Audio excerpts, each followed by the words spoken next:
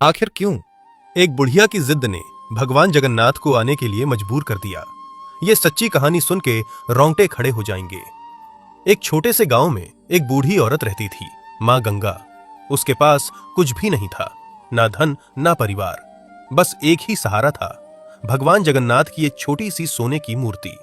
लेकिन उसके लिए वो मूर्ति सिर्फ सोना नहीं थी, वो उसका बच्चा था, उसका संसार था।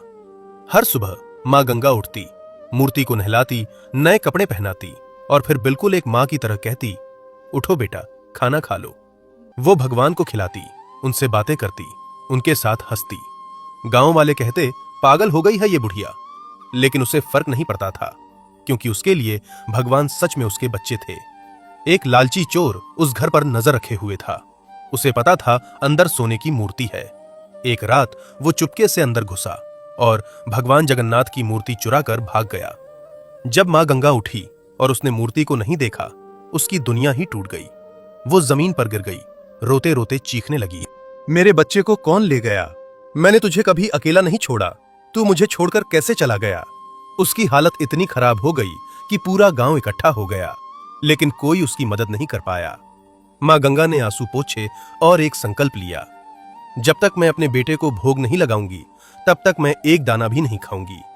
पहला दिन वो भूखी रही, दूसरा दिन शरीर कमजोर होने लगा, तीसरा दिन चलना भी मुश्किल, चौथा दिन उसकी सांसें टूटने लगीं।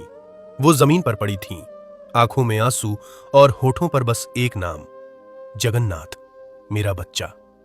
अचानक ठक ठक दरवाजा खुला। एक छोटा सा बच्चा अंदर आया, उसके हाथ में एक थाली थी। वो धीरे से मां के पास बैठा और बोला, मां, पहले खाना खा लो।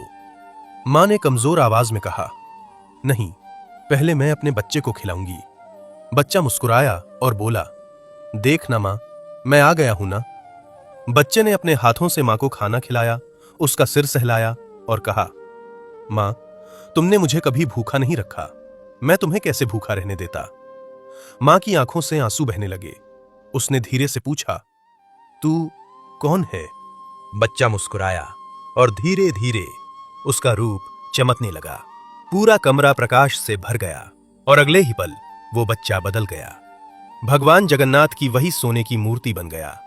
मां गंगा उस मूर्ति को सीने से लगाकर रोने लगी, मुझे पता था तू मुझे छोड़कर नहीं जा सकता। उस दिन के बाद गांव वालों ने पहली बार देखा, भगवान सिर्फ मंदिर में नहीं होते, वो अपने सच्चे भक्त के दिल में रहते हैं। सच्चा प्रेम भगवान को भी मजबूर कर देता है। अगर तुम भी मानते हो कि भगवान जगन्नाथ अपने भक्त के लिए खुद आ सकते हैं, तो अभी कमेंट करो, जय जगन्नाथ।